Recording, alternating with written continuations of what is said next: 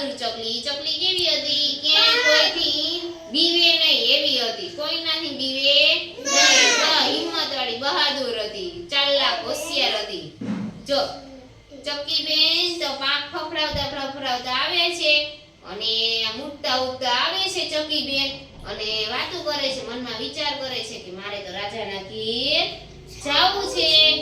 એટલે ચકી બેન બોલ્યા કે રાજાના ઘેર જાવાજી, ફુવારામાં નાવાજી, દારામના દાણા ખાવાજી, રાજાની ગાદીએ બેસવાજી. એટલામાં સામે એને ઉઠતા હતા ને, આવી રીતે બોલતા જાતા હતા.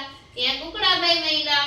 કુકડાભાઈ કે એ ચકીભાઈ ક્યાં જઈલા તમે? આટલા ઝડપથી ક્યાં જાવ છો? શું ઉતાવળ છે તમારે કે આટલી બધી? તો ચકીબેન કે રાજાના ઘેર જાવાજી, ફુવારામાં નાવાજી, દાડમના દાણા ખાવાજી, રાજાની ગાદે બેસવાજી. કુકડો કે ચકીભાઈ તમને બીક નહીં લાગે રાજાથી? રાજા તો કેવડા મોટા હોય ખબર છે તમને? એની પાસે તો તલવાર ને બધું હોય, તમને બીક નહીં લાગે?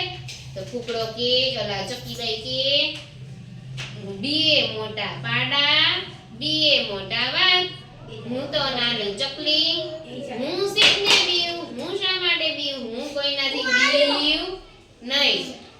પછી કુકડો કે ચકલીભાઈ તમે તો બહુ બહાદુર છો, કે તમે તો કોઈનાથી બીવો એમ છો નહીં. લો મારા પીછા આપું. પછી કુકડાએ એના શું આપ્યા?